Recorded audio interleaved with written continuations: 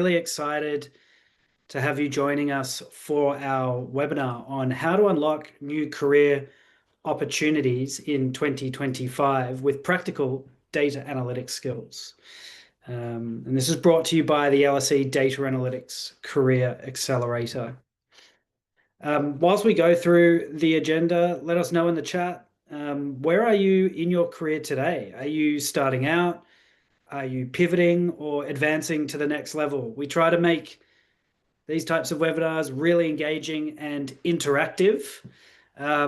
So yeah, start giving us some feedback in the chat as we roll in. A few housekeeping rules. You've got the chat function, as I can see you're all starting to engage with. But also importantly, there is the Q&A function as well. And so as you start to ask questions of myself and the panel, please make sure to put your questions in the Q&A as opposed to the chat function. That is critically important. As we jump off, we can see a lot of the responses. Thank you. Please keep them coming through. So where are you today? And why are you here? So are you looking to pivot, advance, or exploring? We can see a lot of pivoting, which is really exciting, and exploring. So yeah, keep those coming through as we continue on here.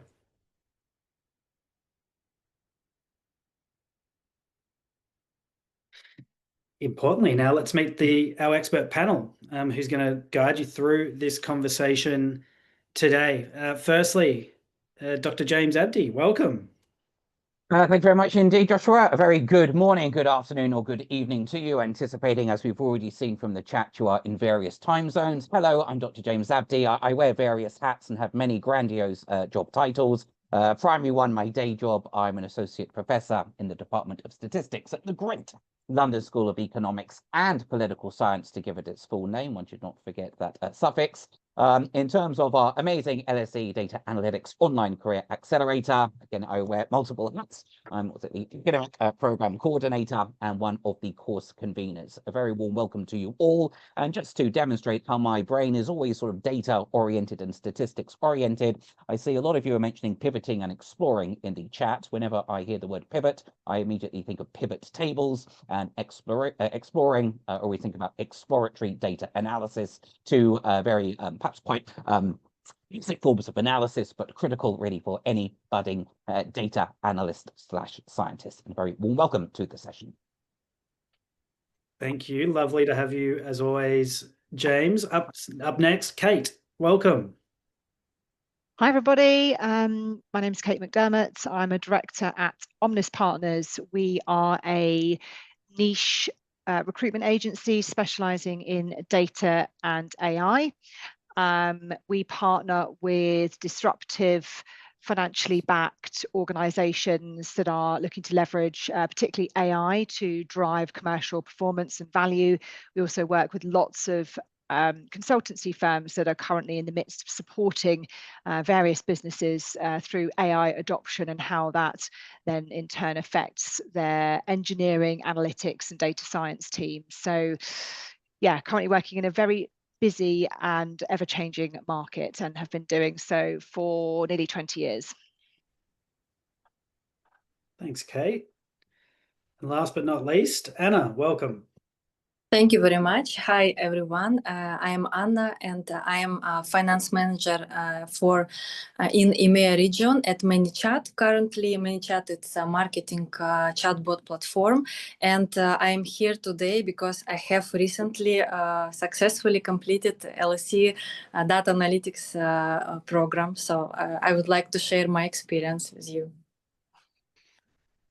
Yeah, really looking forward to that, and congratulations on Thanks. complete Career Accelerator. All right, let's jump in.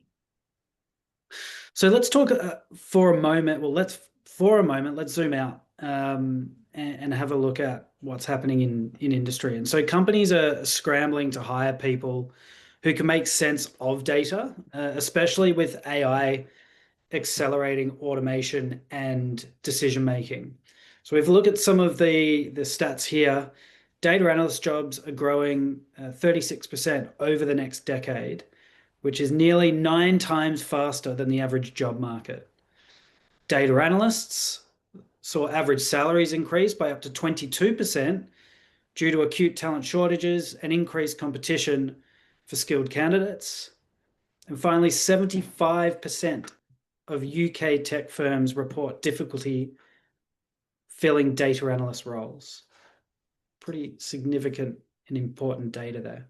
So what does that mean for you, and how can you take advantage of it? We're going to dive into a conversation with our panel and unpack what's really changed in the job market, what skills employers are prioritizing now, and how professionals like you can position yourself for opportunities ahead.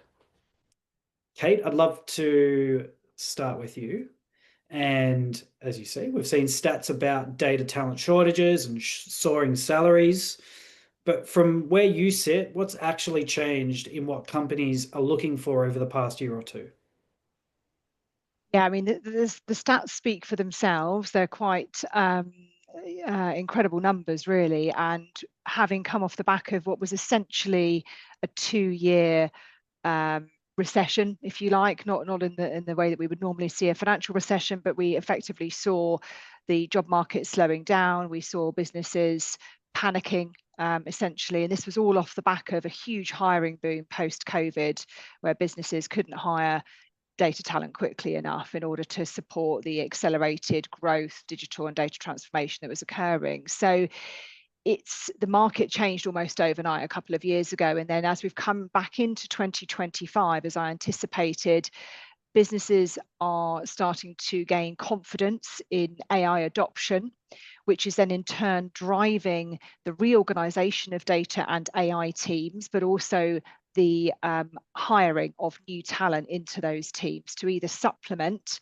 existing capabilities or to enable, I suppose, the upskilling of those existing capabilities. So AI is driving a huge amount of the hiring that's going on at the moment, but it means that there is a shortage of talent in particular areas, and candidates need to be ready to start to think about how AI will impact their roles, particularly in the analytics space versus data science and AI. But it will be an enablement, for greater efficiency, for greater impact, and greater performance overall.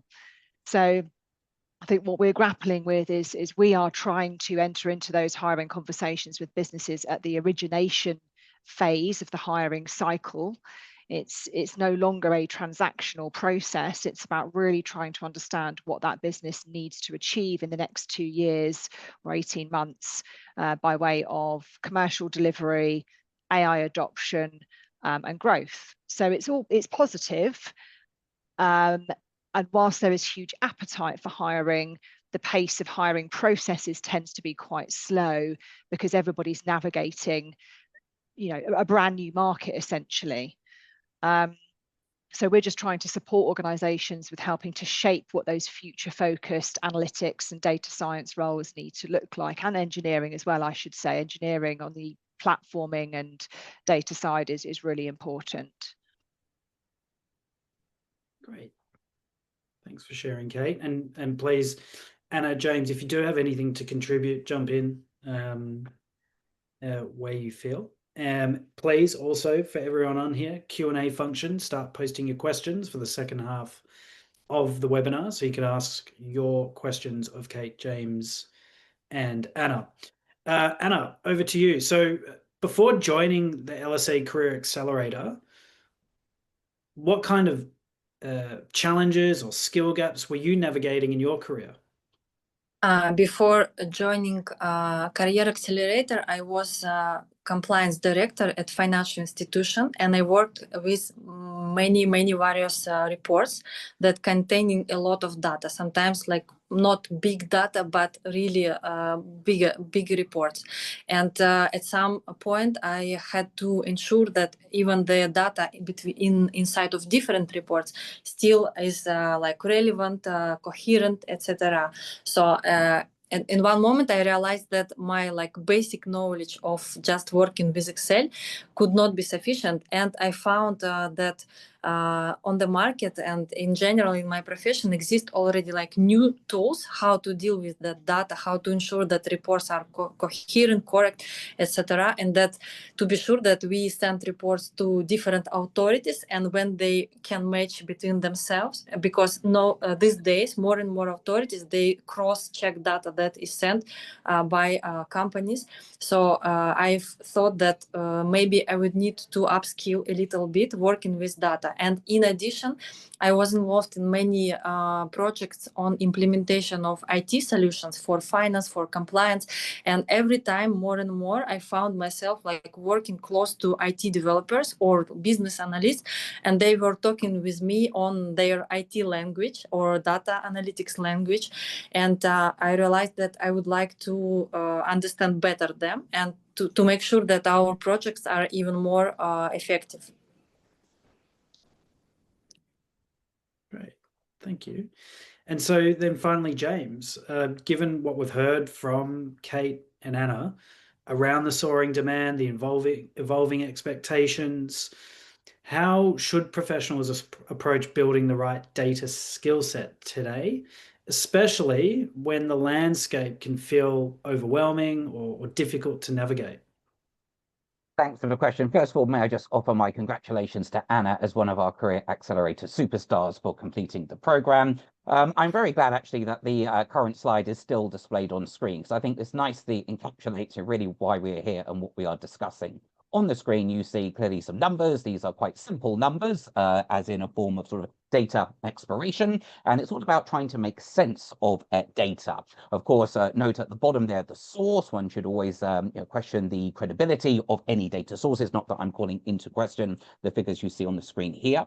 But let's take that middle figure of 22%. Okay, so there's a number. So of course we can calculate that. I'm sure some salary data had been collected, no doubt a sample, but from that an estimate of the average salary increase has been determined. Then we want to understand the why. And actually, this brings us full circle back to the LSE and its motto. Forgive my poor Latin pronunciation, rerum cognoscere causas. Don't worry, English translation imminent, to understand the causes of things. So why has it gone up by 22%? Well, if you see the little box there, it says due to.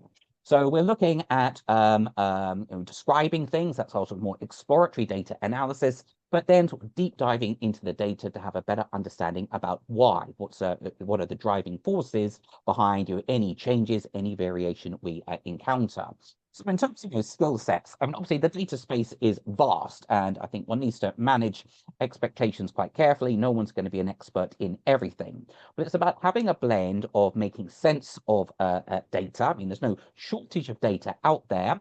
However, always an analogy I like to give is thinking about data a bit like crude oil. Crude oil, environmental concerns to one side momentarily, perhaps it's nice to have, but in and of itself, it's of limited use. One needs to refine the crude oil into something more useful and to extract sort of the value add. Really, that's, I think, analogy-wise, where data analytics itself, quite a broad term, comes in. Think of the data, the raw data, like the crude oil. We then need to put it through the equivalent of an oil refinery using inevitably a range of fancy statistical techniques, of course, many of those covered in our amazing online career accelerator, to extract the value, to convert the data ultimately into its informational content from which knowledge emerges, and then this facilitates data-driven decision making. And of course, we would like all decisions to be wise ones. Indeed, again, this slide you're still seeing on screen. I mean, if you think about it, this is all about data-driven decision-making.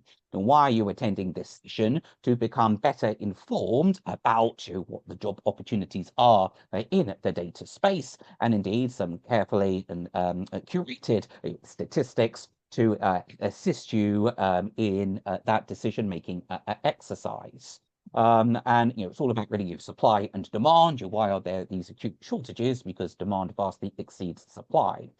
Therefore, if for those, indeed many of you from the chat looking to pivot, again, pivot tables, remember, if you not too au fait with them, as an optional take-home exercise, just do a bit of online research on the use of pivot tables. I love them, that they're great for slicing and dicing the data. Yeah, it's about having that good blend of skills, quantitative analysis very much so, but also some qualitative insights as well. It's really a blend of them. And just last point, communication.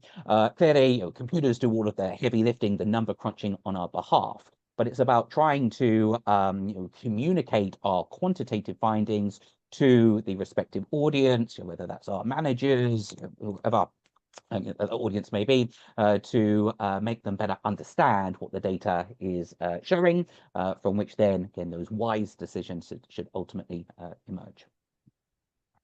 I'd love to just add a point to that as well. Thank you, James. I think in my career, that's exactly the kind of profile of individual that we have been tasked with sourcing for our clients, that blend of experience and behavioral attributes, as well as you say, across technical, being able to explain non-technical results or processes to non-technical audiences. And then the value add piece is really key, I think, because the market has been so volatile for the last 2 years.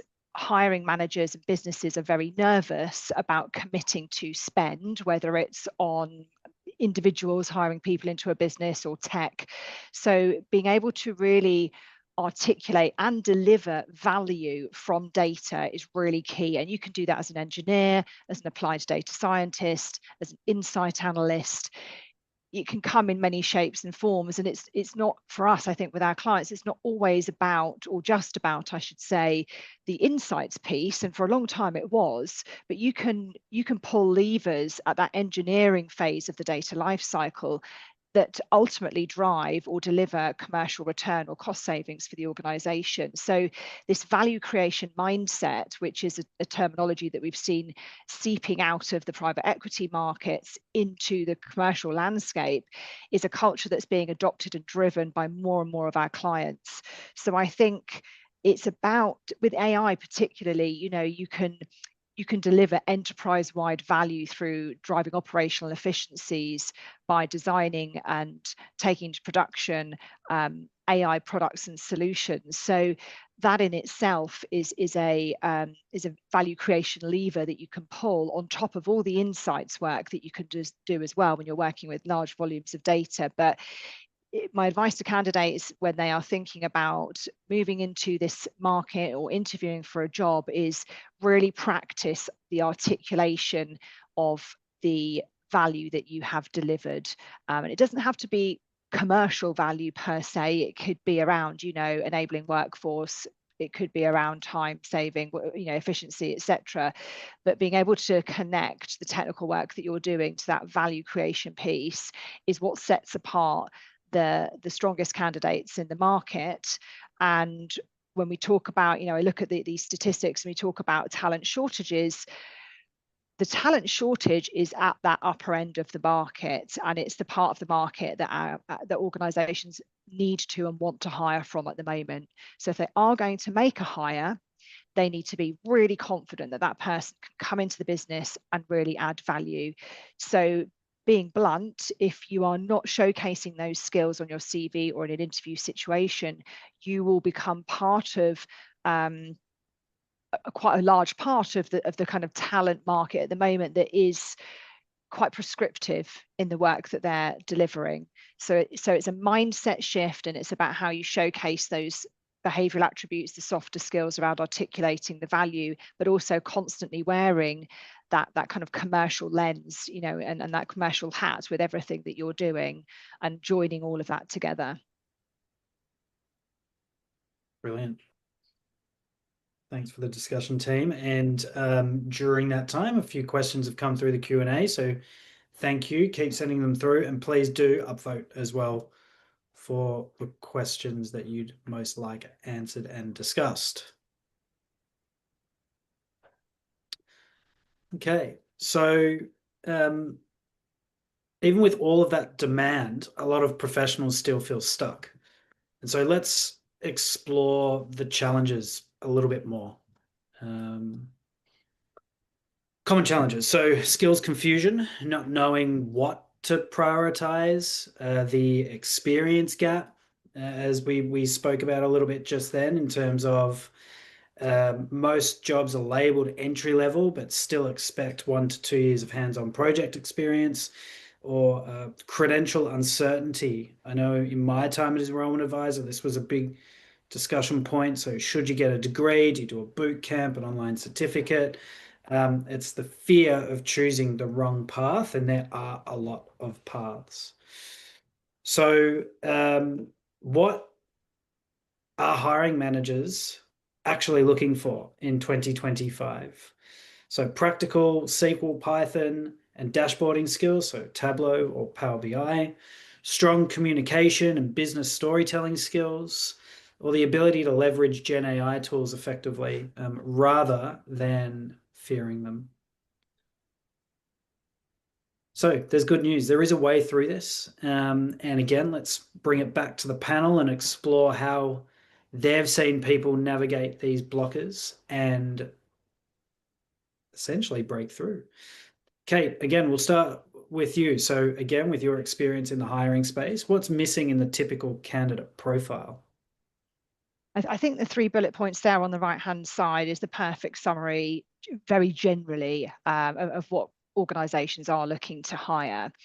I think my advice to individuals is, if you have strengths in particular areas, so some people are stronger on the storytelling piece rather than the technical side, I would think strategically about the size of organizations that you're targeting and the size of the teams that you're thinking about working within.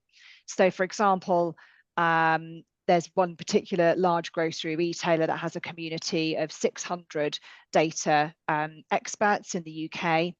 They would have the ability to house somebody that perhaps is weaker on the technical side, but brilliant at bringing data to life and actually delivering credible engagement with stakeholders. They will absolutely play a role in that particular part of the data life cycle.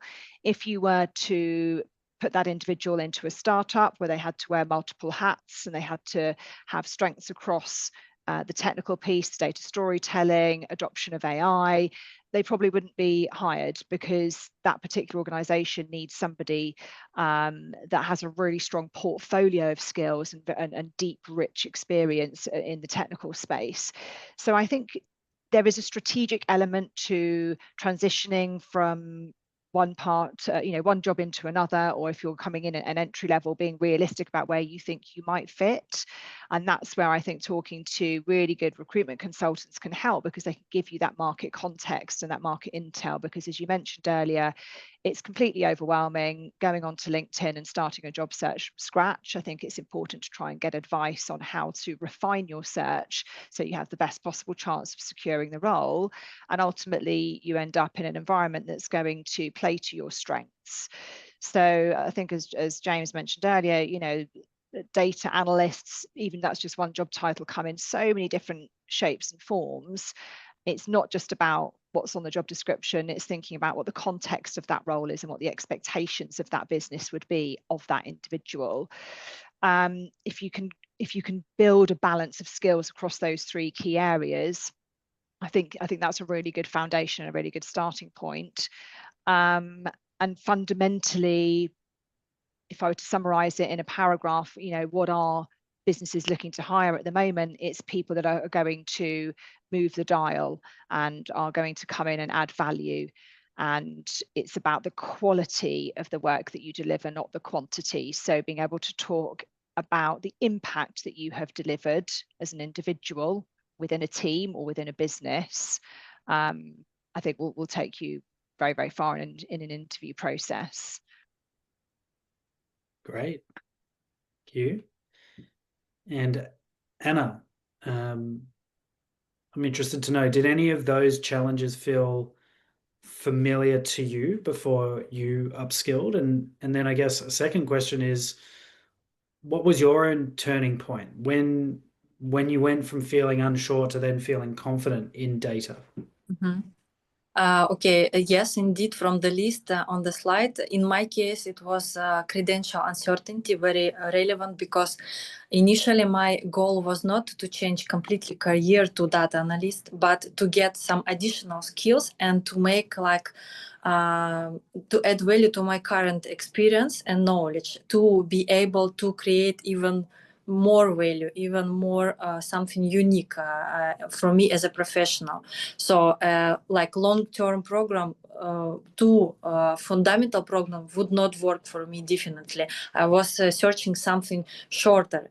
But then if you go on like a shorter program, since data analyst now is a so hot topic, you can find so many programs in internet. Like to choose the right program is too difficult, because a lot of providers offer this for with various conditions. So finally in my case, I decided to go like more proven way, and I decided that my way of thinking was that LSE, it's very well known university, high, like one of the top universities, so I could feel really relaxed about the quality of services that I will get. And finally that was the case, so I am absolutely satisfied with the quality. The duration was also perfect, that was not too short but also not too long, it was 6 months.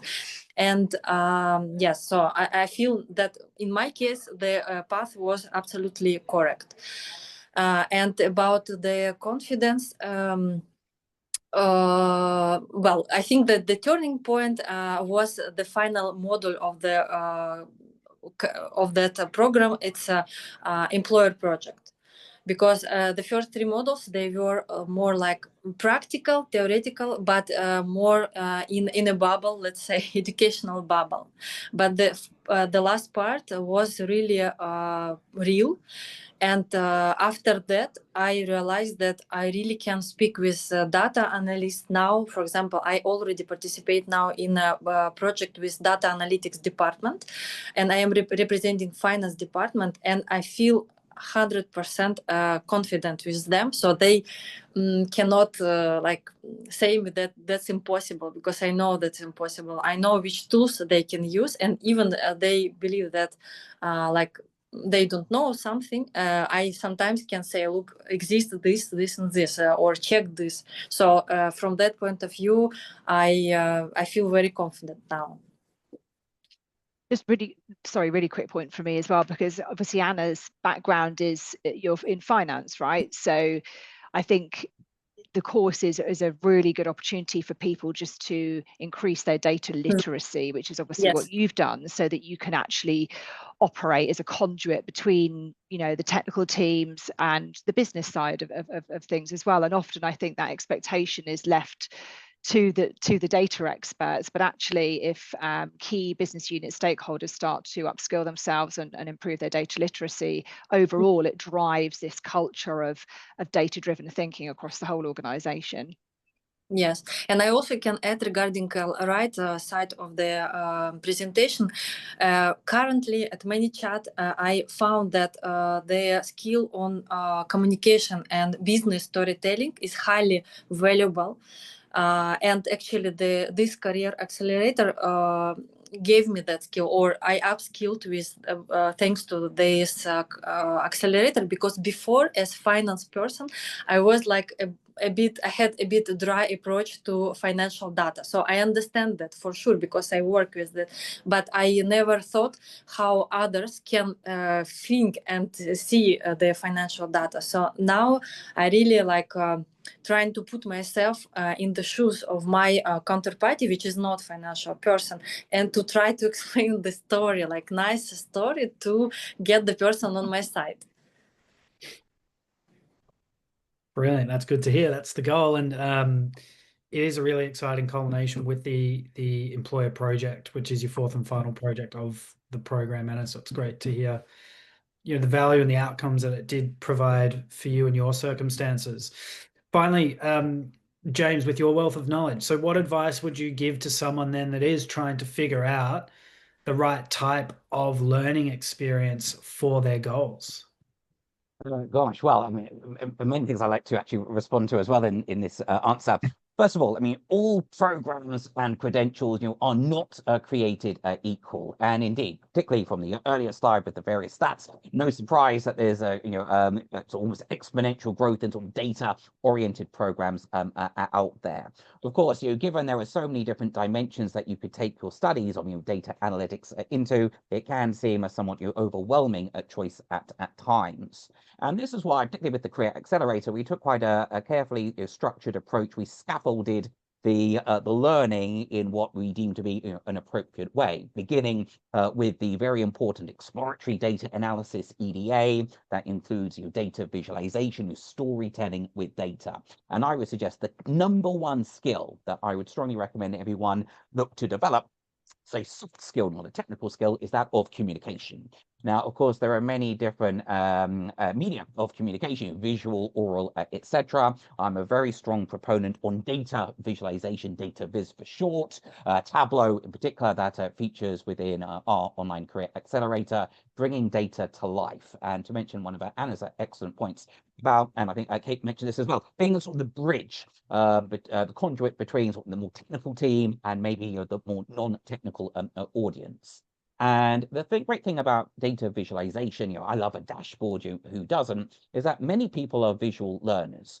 It's great for overcoming any potential language barriers, and it's a great way of communicating what some of the key insights are with a carefully designed dashboard. However, data viz, it's an art as much as it is a science. There'll be many judgments to be made about the most effective way of presenting a data. So if you're thinking about what sort of trajectory to take, we saw again the pivoting and exploring earlier. Pivot tables, again, one of my favorites, data visualization, all in this sort of EDA, exploratory data analysis, within that sort of particular space. Thereafter, looking at being able to more deep dive into the data. Once you've perhaps found some interesting preliminary insights, you want to investigate deeper and try to understand any causality, maybe do some predictive analytics as well. And that's why one would often need to perhaps create some more bespoke programs using programming languages. Now, there are many programming languages out there. You see Python there on the screen for now, and I would conservatively estimate for the foreseeable future, Python's the #1 programming or most popular programming language.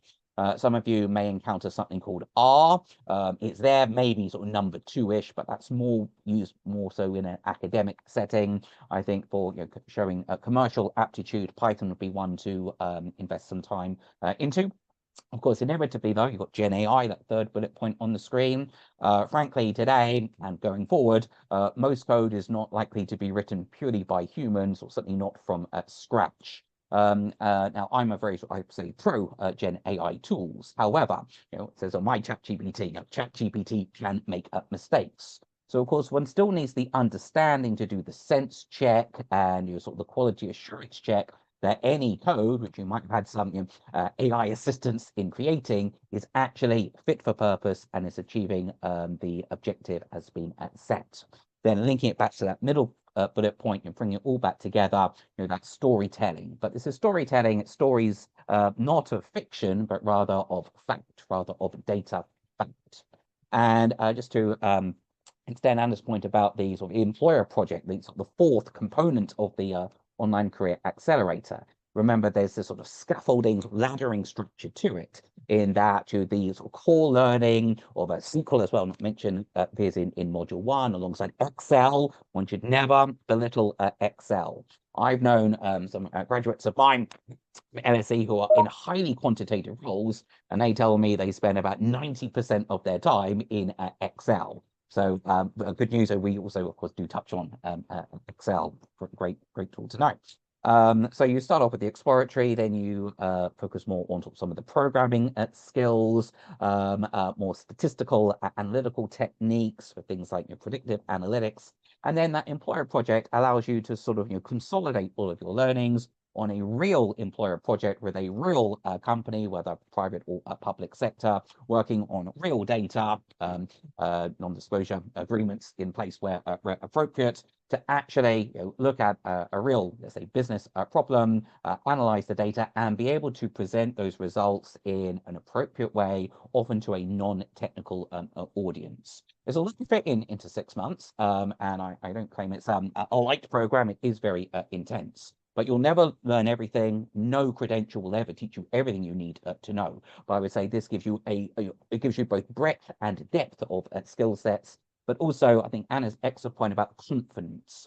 Many people, we're not short of data, but many people, when faced, they open up a Excel or CSV file, they are overwhelmed and have no idea even where to start.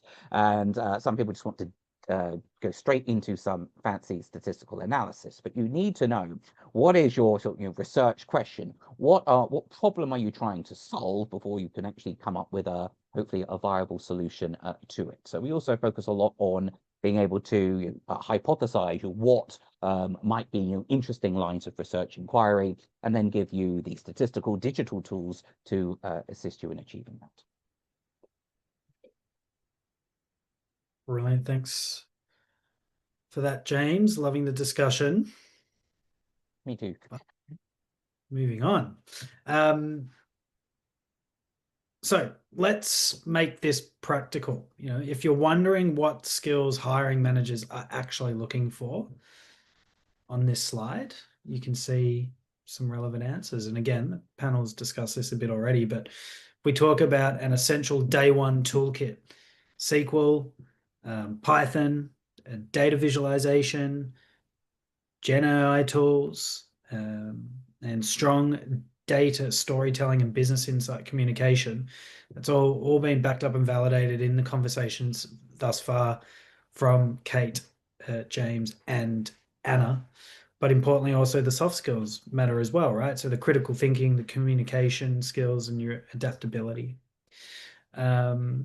So employers aren't necessarily looking for the perfect technical expert, as we've discussed. They're looking for professionals who can turn messy data into clear, actionable insights. That's the key component. So again, back to you, Kate, and when you're hiring for data roles, what makes someone stand out? And that's beyond checking the tech boxes. What tells you someone's ready to hit the ground running? So the answer to this question hasn't really changed in the 20 years that I've been recruiting in this space. Your CV is the door opener to a conversation with either someone like me or an internal talent team or a hiring manager. So you have to put care and attention into building that marketing tool. And particularly in this day and age, first impressions really count when you are in a very saturated market, particularly when a lot of people are using LinkedIn Easy Apply. Your CV will be going into an ATS CV management system. It might be going to a small talent team. You have to really make sure it stands out. And the way to do that is it does need to be visually appealing and easy to digest. Blocks and blocks and blocks of text are off-putting. You have to think about how we all consume information now. It's short form largely, so bear that in mind. It's no different to when you have someone like myself or a hiring manager, or even a bot screening through various CVs. So the layout and the look of the CV is important. There's loads of great templates out there, so you can communicate information visually, particularly around things like your technical capabilities. You don't need to list every single tool you've ever worked with. Pick the most relevant and you can visualize that. Then what's really important is, again, how you articulate your experience. So the language that you choose to use is important. Again, think about what does an engaging article or book look like? It's creative language, it's lack of repetition, it's being able to bring your experience to life. So I would always say to people, pick some relevant, impactful, interesting projects that you're proud of and that you were a strong part of, and where you delivered some kind of impact to the business that you're working for, and you need to be able to articulate that on the page. A good way to do that is to talk about the end result rather than all of the tools and techniques that you use to get there, because people will be assumptive. Again, in this day and age, they're looking at volumes of CVs. So if the impact is impressive, whether it was change or transformation that you were part of, or literally a specific 100% improvement on the ROI of XYZ, that is going to jump off the page, and it is going to be impactful, and it is going to be meaningful, because instantly people will make an assumption about that individual, and it will be that they are results focused, they're commercially minded, and they can own the impact they're delivering through the technical work that they're doing. So you really have to think carefully about how you construct your CV. And there's loads of rules out there about a 1-page CV versus a 2 or 3-page CV. I wouldn't really worry too much about how many pages your CV is. It's going to be as long as it needs to be to reflect the depth of experience that you have. The content has to be impactful and engaging and articulated well. So I've been giving that advice to people for many, many years, and particularly for those that have been in industry for, let's say, a decade or more, and they're coming back to a modern data and AI market and perhaps haven't moved jobs in 4 or 5 years. They need help with reimagining what their CV now needs to look like in the modern hiring world, because even 5 years ago, what would gain traction then versus now is quite different. So the key takeaway, I think, is for me, being able to demonstrate how you've been part of or how you have driven change and transformation or improvement through the work that you've done. If you keep that key theme in the back of your mind, and that runs through all of the information you choose to showcase on your CV, not every single day-to-day BAU task that you have, then you have a compelling story to tell, and people will want to talk to you about that. Because all the other bits and pieces that you have on the slide here should be within that and woven through the details that you choose to include. But these days, you really do need to work hard, I think, to differentiate yourself from the masses. Brilliant. Thanks, Kate. Noting we've got around 20 minutes to go. We're going to get to your Q&A questions very shortly. There are a few, so please upvote on the ones that you'd like us to focus on, as we are limited in time, but we'll try to get to as many of those as possible. From your perspective, Anna, as well, so with your new data toolkit in hand of the skills you developed and the experience you had in the Career Accelerator, what difference did it make to you when you stepped into your new leadership role? As I already mentioned before, I am now involved in cross-functional projects with the data analytics team, and I feel absolutely confident in that project. In addition, now when I even working on some reports and data that I analyze about my team efficiency, before, usually like every report had some goal or purpose, and when I understand the purpose, I find the answer and I am kind of satisfied with that. Currently I have learned or trained to use another skill. I get the report, I answer on the key question, the purpose of the report, and then I ask myself, like, what else can I get from that, what else I can see, like what else, and I can ask like several iterations like that. For example, I'm asking what else I can get from that data, this one, and then again, like what else I can get. And finally I found that like the same report before, it was just, let's say, one piece of information. Now I use the same data much more efficient. I get much more information about how my team works, and that helps a lot. And third is that I am kind of data analytics champion in our finance department, and that helps me in general, like accelerate my career path at the place where I work now. So it like positively impacts on my image as part of a team. Brilliant. Thanks, Anna. And then finally, James, in your view, what's the difference between someone who knows tools like SQL and Python compared to someone who can actually use them to deliver business value? I defer to some of my previous answers about, technical skills are nice, but it's about the communication skills. It's nice you got it on the bottom of that bottom sort of button of the screen there. I do want people to have technical skills. I don't want people to view things as effectively like a black box and have some understanding about how these tools work. But realistically, increasingly, you may have some Gen AI assistants, let's say, to get you some, let's say, generate some Python code, but you still need to sense check it and make sure it's doing what it's intended to do. Of course, without that understanding, there's, I think, a big fear that with Gen AI, sometimes, of course, but most of the time, one hopes it produces, correct, truthful results. Sometimes, though, it is wrong. Sometimes it hallucinates, goes off on a tangent. And without that more technical understanding, you won't be able to identify when it's right versus when it's wrong. So it's important to have that. But again, increasingly, it's these soft skills. I mean, it says now matter even more. And I still would say number one for me, and I would anticipate for many employers, is that art of communication, being able to bring data to life and be that bridge. And indeed, just to come back to that employer project, anticipate one of the questions in the Q&A, if I may try and be economical and address that at the same time. Obviously, there'll be many case study examples throughout the main Career Accelerator itself, but when it comes round to the final employer project, you will have a choice. Which specific choice will depend on the specific cohort you are in and which employer projects are running. So, of course, depending on where you have prior expertise, or if you want to diversify into a different area, you'll have that opportunity to do so. Basically, these tools are applicable really in any domain. I think there's another question about healthcare. It doesn't really matter the industry you are in, finance, healthcare, retail, elsewhere.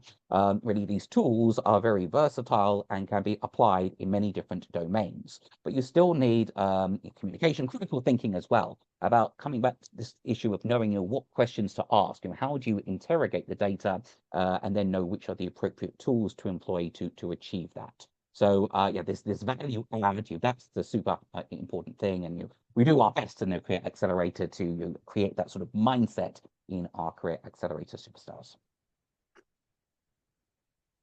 Brilliant. Thank you. Moving on. So let's bring it all together. We've talked about what's in demand and why professionals get stuck. It's, to build the skills and the experience.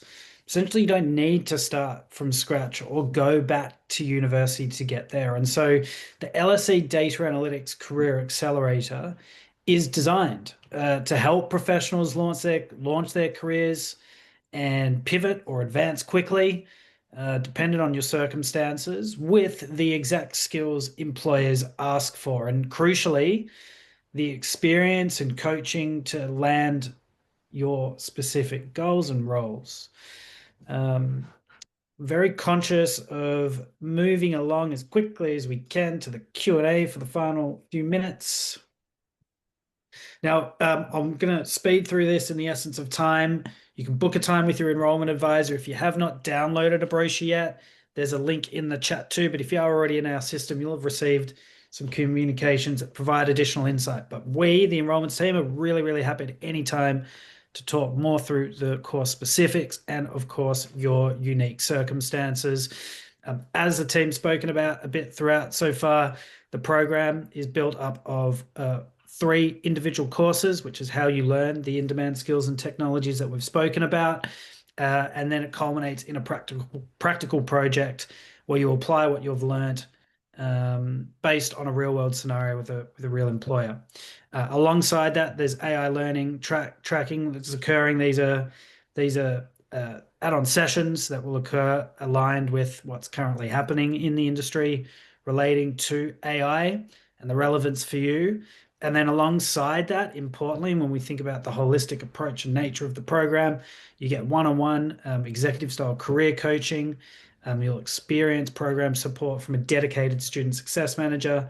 And of course, you'll earn a globally recognized certificate from the LSE, of which, very excitingly, this year we were able to create a formal pathway for individuals that complete the 6-month Career Accelerator with an average pass mark of 65%. there is scope to look at a pathway to a formal postgraduate certificate with the LSE as well. Can I just Again, quickly add to that? Because I was had many committee approvals to get that in place. So first of all, just on the slide on screen, I will try to be brief. The learning, it's not all passive. It's very much active as well. And indeed, if you are scoping other kinds of qualifications or credentials in MOOCs in particular, they often tend to be very passive in nature. You might get the piece of paper or digital certificate at the end of it, but have you really retained any knowledge and can you actually apply that in the workplace? I'd say in many cases that would be questionable. So we really emphasize the active learning. That employer projects, this is where you can pivot to a different industry. You have some choice in which employer project that is, and indeed a new initiative. We have our first cohort in place right now, an opportunity if you score an average mark of at least 65 across the courses 1 to 3, eligibility to then enroll on the LSE postgraduate certificate in data analytics. It's a bit of a mouthful, but it is an official LSE postgraduate award. It's basically an individual research project where you have an opportunity to either, well, there'll be a choice of research projects on an individual level tailored on the employer project, so scope to do something even in a different industry there. You would then have an LSE academic assigned as your supervisor. Indeed, I'm supervising some students right now. They're working on a project with the Bank of England data, and that will be a formal LSE award for those who successfully complete it. But that's, if you like, an add-on to the main career accelerator. yeah. No, fantastic. Thank you for sharing. It's many years in the making. You know, it's really exciting to see our first cohort going through that right now with your support. Moving on. Again, quickly, we've got a Jumpstart Advantage package, which runs until the 30th of June for our upcoming July 14th cohort. And you can see the benefits of this. So there's a tuition concession, so you can get access to an exclusive tuition reduction of £500 off the program fee. If you do pay your deposit prior to June 30, you'll get priority employer project selection. So first choice of various final 6-week business projects available, letting you choose an industry relevant case that aligns with your goals and background, which is really exciting, and early access to alumni networks. So connect with past learners who have successfully transformed their careers or are now leaders in their fields even before the program begins.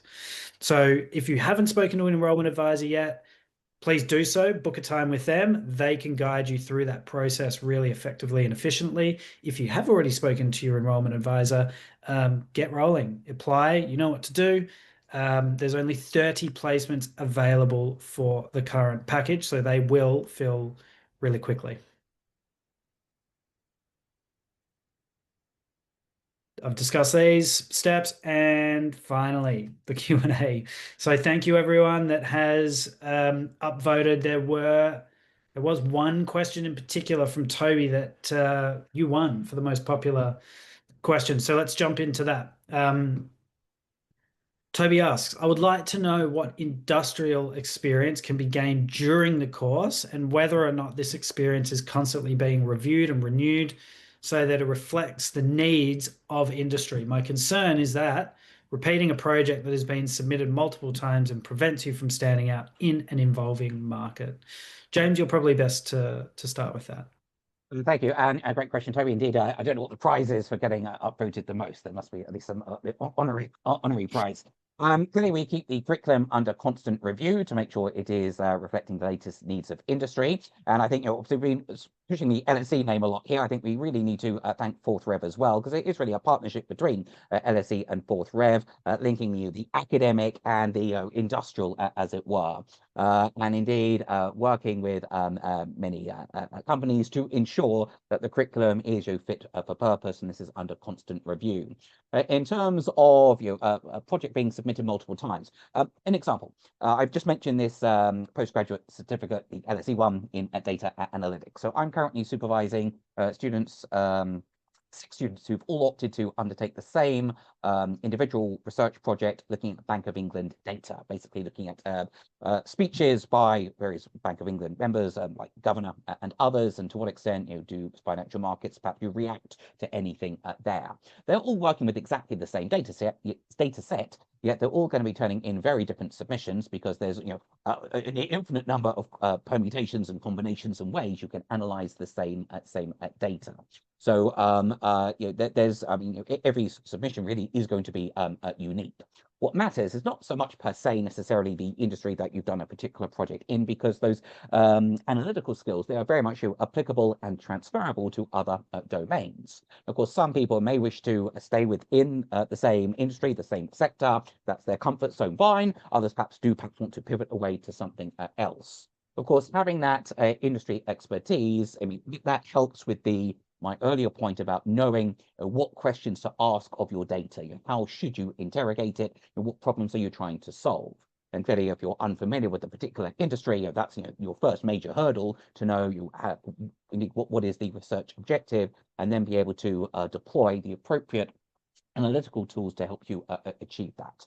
So there'll also be various masterclasses available throughout the Career Accelerator with various industry experts. I think they rotate a bit from one cohort to another. So you will have your immersion in different areas, and also your peer group. You're not going to be studying purely alone. Although it is an online program, you will be connecting with your fellow peers on a particular Accelerator cohort, who themselves will be from very diverse backgrounds, not just geographically, but also in terms of your industry area. And I think it's a great resource to leverage to actually discuss things with your respective peers, and maybe a peer is in an industry you're trying to get into, and or vice versa, and you can perhaps assist each other as well. Thank you, James. A question from another James. I think the most difficult part of getting a job when you are pivoting is the lack of experience.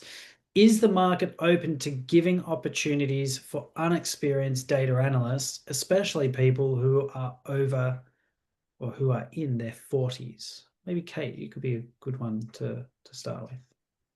Did see that question, and I was trying to figure out how to answer it. I think I'll give you a real world example which might help. So I'm in my 40s. My brother is only a few years younger than me. He worked for Oxford University in the research labs in a non-analyst role, but it was quite data heavy. He has had a degree in human biology, and he decided a year or so ago that he wanted to become a data scientist. So he has decided to study a master's through the Open University, and he came to me for advice, exactly the same question. How do I transition from what was a non-formal analytical position, but very data heavy, and he had modules during his degree that were statistics focused, into a formal data science role in the current market? So again, it's thinking realistically about what kind of businesses or industries would value your profile in its entirety. So most people that are trying to get into the data space will have come from some kind of relevant background. There'll be some numeracy in terms of their skill set and their strengths in there. And again, if you're thinking about putting the CV together, or how you articulate that in an interview situation, or how you strategically structure your search and who do you target, it's about how you package up all of the relevant experience that you've had. And then think about, as I say, who's going to find you as an individual and with your current skills valuable, and who's going to be able to afford to give you the runway to upskill and learn and develop and grow in a real world environment. So I said to my brother, I think you should look at trying to get into public sector, perhaps particularly the NHS, because he has a relevant degree. He's worked in, it was a kind of medical environment, he's really good at storytelling. He's fascinated by machine learning and AI. And so all of that collectively, I think, gives him a good chance of going into very, very large teams. So he'll be one of many, which is a benefit for him at that stage, because that particular setup affords him time and space to get up to speed. I would never advise him to go and start applying for, founder data analyst positions within med tech startups. They will be looking for people with far more experience and depth of expertise. So he actually did secure a contract role within the NHS, which pays well and gives him a segue into the right direction, into kind of the realms of data science. And that's how he's going to build his experience. And then my advice to him is you make strategic career moves probably every couple of years to get to your end goal. So there's nothing wrong with moving jobs every couple of years, every 3 years, probably far more quickly than people anticipate is viewed favorably. But you are building layers of experience, you're building a portfolio of skills, you're diversifying your experience. And I always encourage people to do that. Doesn't mean that staying in one area, industry area, is a bad thing. Lots of people spend their careers in financial services because it appeals to them and they've got specialist subject matter expertise in that space. But I think being realistic about what that journey needs to look like in order to get to your ultimate end goal in terms of your dream job or your target job, you need to figure out what those steps are. And again, recruitment consultants like myself can help with that, because they'll have seen other people make that leap of faith and continue on that journey. Thank you, Kate. Now, we are over time, but as a panel, we're going to do an additional, say, 5-10 minutes more of overtime for you because of the engagement. So appreciate your time, Kate, James, and Anna. James, the one who asked the question there, jump on our YouTube, look up Elodie Hudson. She was close to her 50s at the time of enrolling. And she successfully moved from being a teacher and working in the education field into the data industry. Since completing, she's had at least 2 promotions, and now she actually participates in supporting the learners on the Career Accelerator. With that, Anna sadly just had to jump off quickly. So Kate and James, it's down to us. Can I just add in to reiterate Elodie? That's Elodie Hudson, Hudson. So I had the great pleasure of meeting Elodie. Another thing we've not yet mentioned. So upon completion of the Career Accelerator, usually once a term at the LSE campus in central London, we host a sort of celebratory reception evening. Appreciate not everyone is in London or close to London, but we usually get a pretty decent turnout each time we host it. And had the great pleasure of meeting Elodie at one of those sessions some months ago. And indeed, I think that was a great case study example of, shall we say, an extreme pivot from teaching to the data space. So age need not be a barrier. And from if you're going from industry X to industry Y, I don't think necessarily that major pivot need to be necessarily a barrier either. And James is a great name, but I'm obviously biased. Thank you, James. So Julia has asked a question here, specifically what AI skills are most fruitful or relevant? I can give a little bit of feedback on where we're seeing demand at the moment in the markets. As I mentioned right at the beginning, as a business, we have chosen to align ourselves with smaller boutique consulting firms or large consulting firms that are building AI incubators or hubs within the company, and then businesses that are backed financially, because that generates an appetite and a need to grow quickly normally. So we are a small business. We're a startup. We launched last year, so we have to be quite protective of our time and quite pointed in our strategy and the companies we're trying to target. But also, after 20 years in the industry, I was able to take a step back last year and really start to think strategically about where the opportunities are for hiring in not just data, broadly speaking, but AI. So I am personally largely working on team builds for consulting firms and startups to hire for candidates that are able to design, build and take into production Gen AI and agentic AI products and solutions.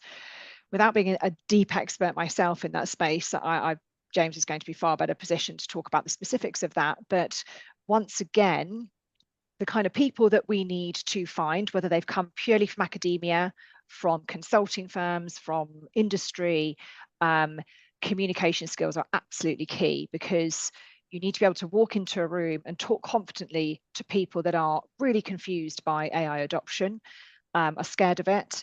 And you need to be able to convince them and reassure them that this is going to enable their role, and in what way, and be able to map out practically how these products and solutions are going to be implemented within a business. So I've always had to recruit for people who are either business or client facing. I don't tend to deal with back office folk. My colleague does a lot more on that front with engineering hires, but the kind of people that I'm looking for are those that can communicate really well internally, and that means to have an engaging, empathetic style. And so the short answer is Gen AI and agentic AI are kind of the hot topics, the latter actually particularly, but it still doesn't mean that we don't need those softer skills as well. Thanks, Kate. I think this is going to be our last question for everyone here. If your question is not going to be addressed here, I've had a look at the majority of them, and your enrollment advisor will be able to speak to you and answer those. They've enrolled hundreds of students and they've spoken to thousands of prospects. So your questions will be answered from them. Please book a time via the link. Finally, we had a question both from Arman and Toby that was similar, which is just around if the LSE certificate, or more broadly a degree, is enough, or are industry-related certificates more important? For example, do we need certificates in Tableau, MySQL, Azure, AWS on top of the LSE certificate? So James, Kate, either of you have any insights or thoughts on that? Yeah. I mean, other things equal, ceteris paribus, a bit more limiting. Other things equal, I would say any extra certificate or credential you can show on a CV, the better. Of course, though, other things are never equal. Ceteris paribus is complete rubbish. There's always at least an opportunity cost. You're never going to know everything. I would suggest it's about perhaps prioritizing quality over quantity of credentials. Remember, all certificates, etc., are not created equal. I think a great strength of the Career Accelerator, obviously biased in saying this, but obviously you've got the academic pedigree of the LSE, the industry contacts with FourthRev to bring those together and give, I would hope, quite a robust and rigorous accelerator journey. Then, of course, it's up to you. You need your communication skills to effectively sell yourselves to prospective employers and really demonstrate the skill sets that you have. I mean, effectively, the credentials, the education section, on your CV, on your resume, it's about showing, signaling what you have covered. But of course, what's the rigor in terms of how things were assessed? A MOOC versus something far more rigorous in terms of study. Obviously, that latter would be far better received. I mentioned that LSE postgraduate certificates. It's a new thing we introduced just a few months ago with our first cohort now. Everything extra you can put on the CV, I think, is adds value. But remember, quality versus quantity. I'd always opt for quality over quantity. I think quantity. I will say that I don't attribute it to me. I heard it from someone else, but someone said quantity is the dividend you receive from quality. I loved that. I say, yeah, I Steal can't that. claim credit for it. Yeah, great call. Anything else from you, Kate, or final words before we sign off?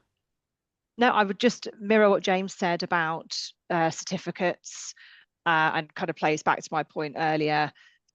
Lists of things on CVs are not really very helpful. It's what's the application of what you've learnt. So again, be strategic in your search or your thinking around where you want to end up, whether you're an analyst, data scientist, AI expert, and do some research. What are the core skills that people are hiring for, and build a foundational skill set around that. And then, if you demonstrate the ability to learn quickly and you're adaptable and interested in learning, a lot of businesses will pay for you to do additional courses that will supplement your core skill set. But nobody's going to hire a data scientist that can't, code in Python and use SQL and Excel and probably some data viz tools. So it should be, as James said, more about the quality rather than the quantity. And then if you end up in a particular role that requires a particular specific tool, whether it's industry specific or specific to the role in hand, as I say, that normally most employers see the value in supporting you in obtaining that kind of that certificate and that learning.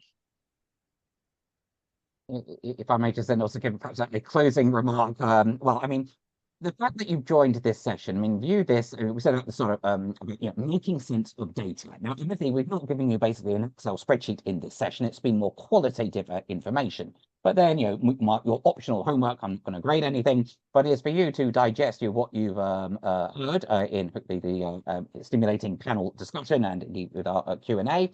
And you'll digest it and you'll make sense of it, and then think about how relevant your pivoting into the data space is going to be for you individually. Now, of course, you all no doubt from very diverse industry backgrounds. I would say you'll always opt for quality over quantity. You're never going to learn everything in any program. All programs are going to be finite in nature. But so we do our best. We have a limited 6 months to get people through the Career Accelerator, but to blend the breadth and the depth, a mixture of the technical skills, but also strong emphasis on those communication skills as well. But wherever your career trajectories take you going forward, I say anything with a sort of quant element to it, I'd say would be my strong recommendation.